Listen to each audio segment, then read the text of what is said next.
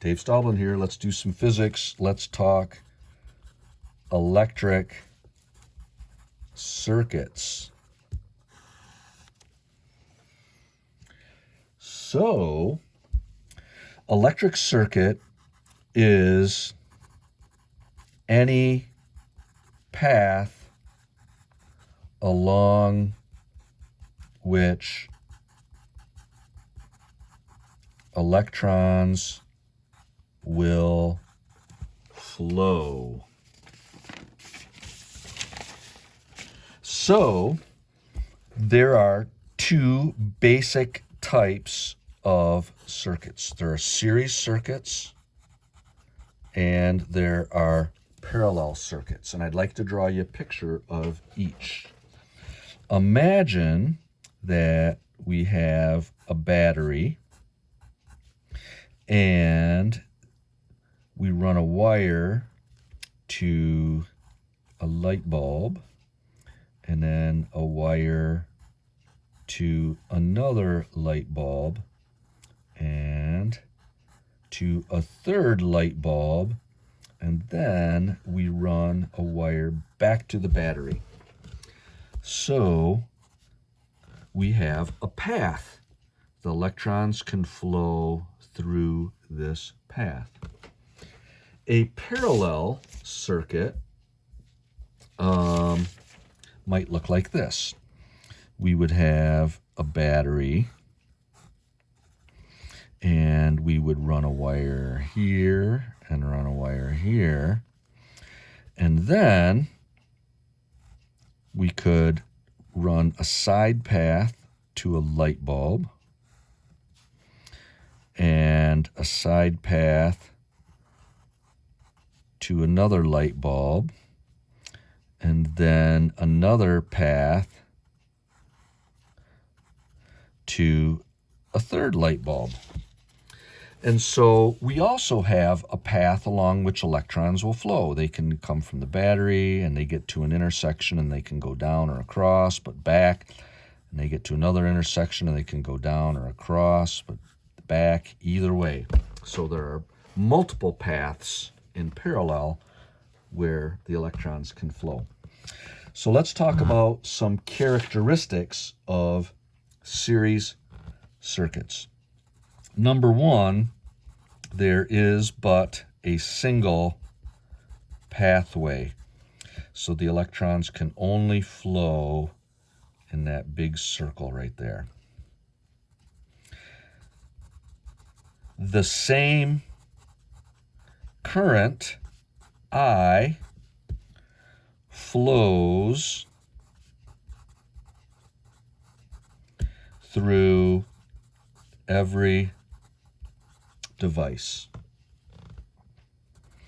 Each of these devices has a resistance, and the total resistance is equal to the individual resistances added together. And then the current in the circuit that flows through all the devices is equal to the voltages of the battery divided by the total resistance.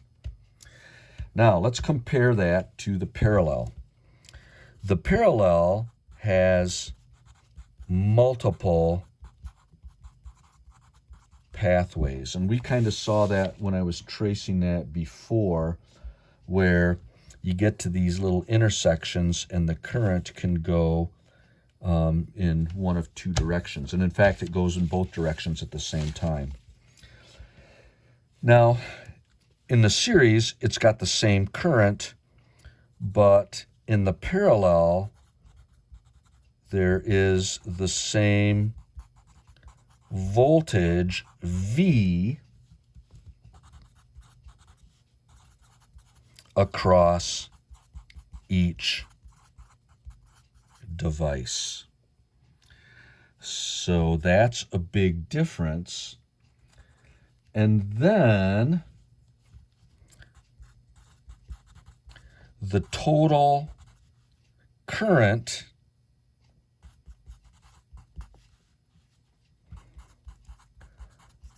divides among each parallel branch. So for example, if this were 15 amps, you might have 5, 5, and 5 flowing through each light bulb. Now, how do you know how much current flows through each branch or each device? The amount of current in each branch is inversely proportional to the resistance in the branch. So this is rather complicated, but I'll show you how it works. All right, so a couple of things. Those are comparisons. Let's do some more comparisons. Ohm's law, which is I equals V over R,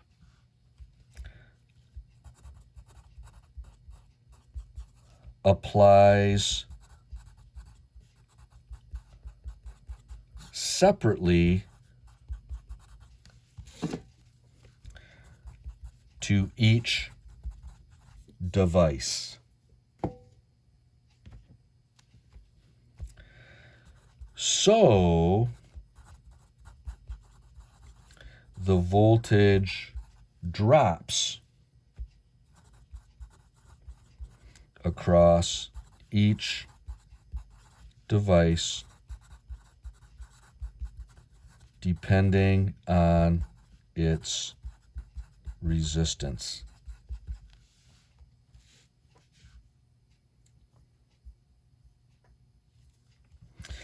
For the parallel, Ohm's law, I equals V over R,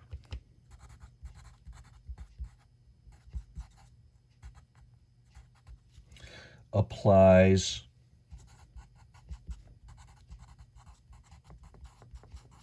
separately to each branch. So that's the big difference, okay? All right, what else do we need to compare? All right, here's one. The sum of the voltage drops across each device equals the total voltage of each battery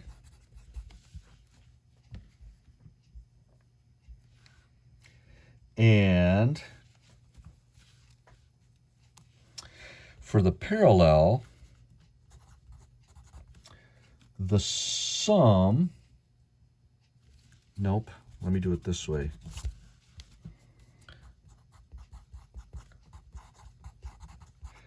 The total current in the circuit equals the sum of current in each parallel branch. All right, the last thing is, as the number of branches goes up, the overall resistance of the circuit goes down. Now, one of the disadvantages of a series circuit is that if light bulb number 2 burns out or stops working, then there is no more path that the electrons can flow through and all the lights go out. In a parallel circuit, the advantage is that if light bulb number 2 goes out, there are still 2 other circuits that the electrons can flow through, and so light bulbs 1 and 3 stay on. So that's the advantage. All right, at this point, we are done until the next lesson.